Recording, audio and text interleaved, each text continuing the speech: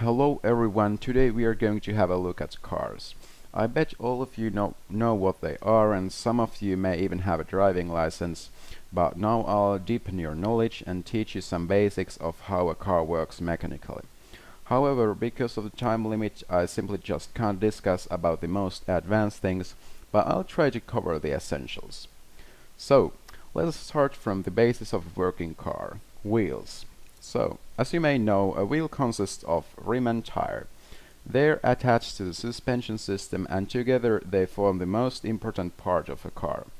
And that's because wheels are the only parts that contact the car with ground. Therefore, proper tires, suspension, brakes and alignments are essential for a vehicle to handle, stop and accelerate well. The next main component of a car is of course chassis.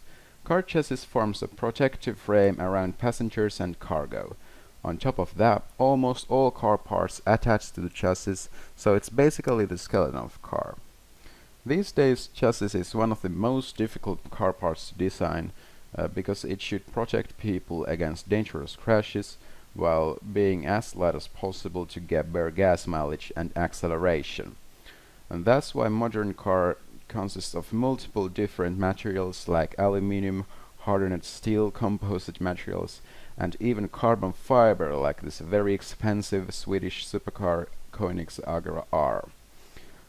Performance-wise, the most important part of a car is the engine.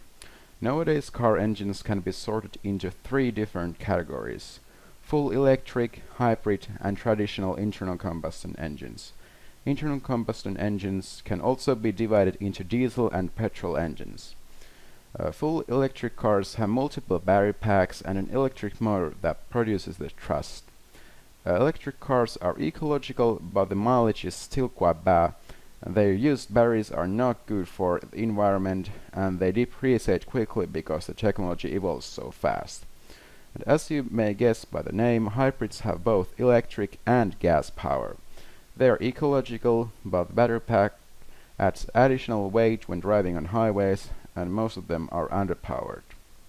So even today, most cars use internal combustion engines powered by either gasoline or diesel fuel. They work by compressing and igniting a tiny amount of air-fuel mixture, which moves a piston inside the engine block. Pistons are connected to the crankshaft by connecting rods. Crankshaft's revolving is then transmitted to flywheel, clutch and gearbox. Cars powered by gasoline and diesel engines can produce decent power and have a good mileage thanks to inventions like turbocharging. The drawbacks are emissions and the limited supply of fossil fuels. Engine power is then sent to drivetrain. The most important part of drivetrain is transmission, and that's because internal combustion engines operate at relatively high speed. Transmission is needed to increase torque and make driving slowly possible. Cars also use drive shafts and final drives to transmit power to the wheels. Okay, so finally I hope you all enjoyed this video and learned something new.